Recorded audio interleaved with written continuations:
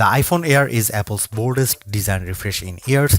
It is almost impossibly thin at 5.64mm, yet still sturdy thanks to the use of titanium and ceramic shield.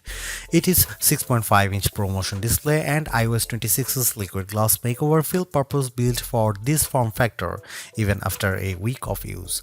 This still feels like Apple's most exciting design refresh in years. Battery life is solid, if not class-leading, and the single 48-megapixel camera limits flexibility, but for those who value design and portability above all else, it is sexy and stunning and maybe a new kind of pro. If you are following the Apple rumor cycle, we were all expecting an ultra-thin iPhone to be released, one that would potentially go thinner than the iPhone 6 or 6 Plus, be more stunning than the iPhone X, and offer a truly refreshed look and feel for the iPhone.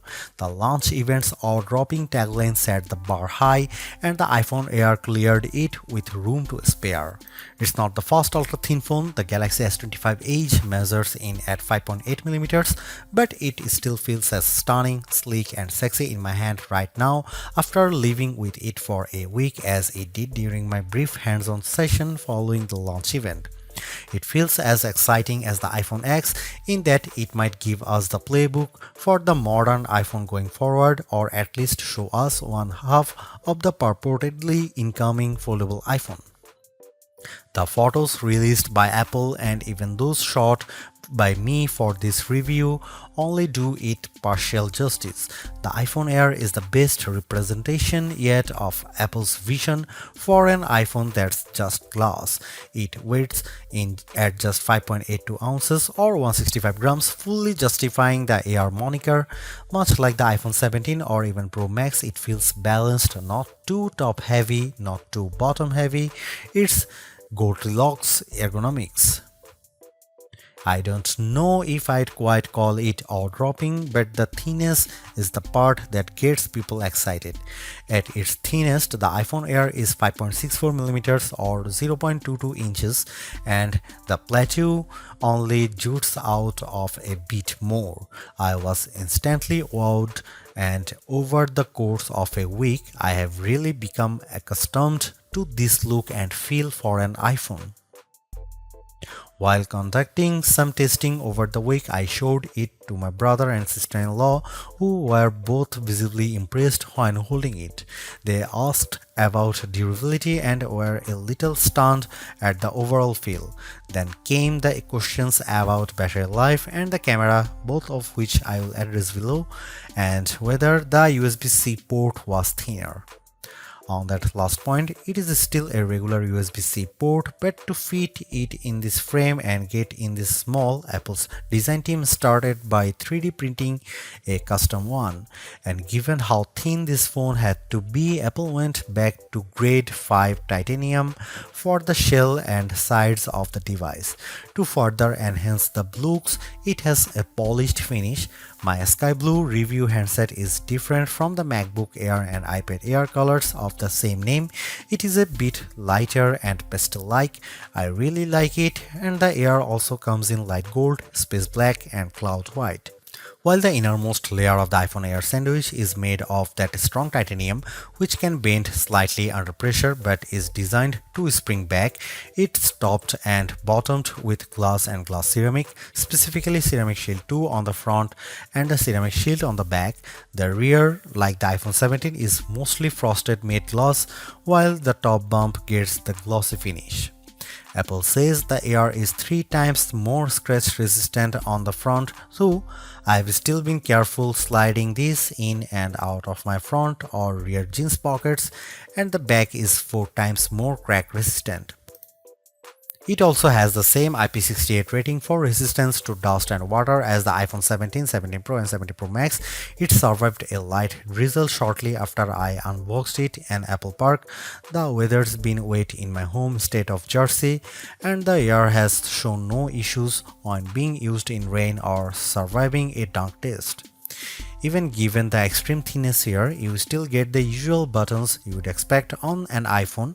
Camera control has been redesigned to live on the right hand side, and it's slightly thinner but about the same length as on other iPhones. The power or sleep button sits slightly higher on the side with the action button, volume up and volume down on the left.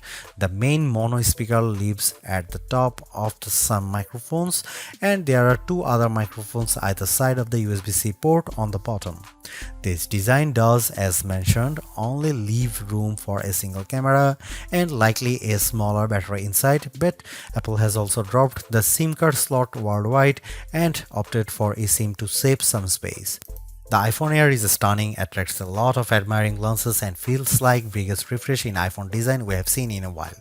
Yes, it's the same key parts, just compressed, but in use it feels like the perfect showcase for iOS 26. If you are after Apple's best design this year, I think it is clearly the iPhone Air. This is where the compromises necessitated by the iPhone Air's unfeasibly thin design begin. The iPhone Air only features a single 48-megapixel fusion camera on the back. It can shoot at 1x, a sensor crop in 2x, or a maximum digital 10x, but the quality falls off noticeably with the latter. I will cut to the chase here. If you are after the iPhone with the best cameras or even just some variety for shooting, this is probably not it. Here are some camera samples of the new iPhone Air.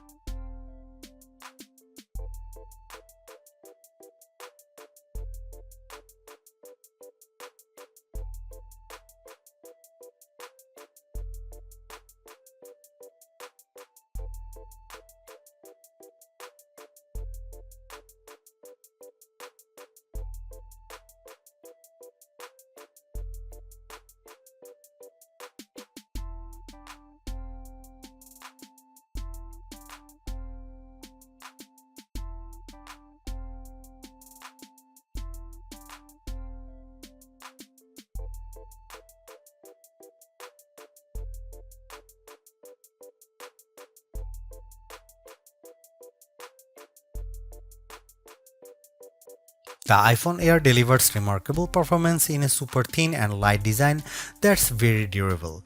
I especially like getting A19 Pro power in something this compact, but you have to make some trade-offs for the steep $999 price.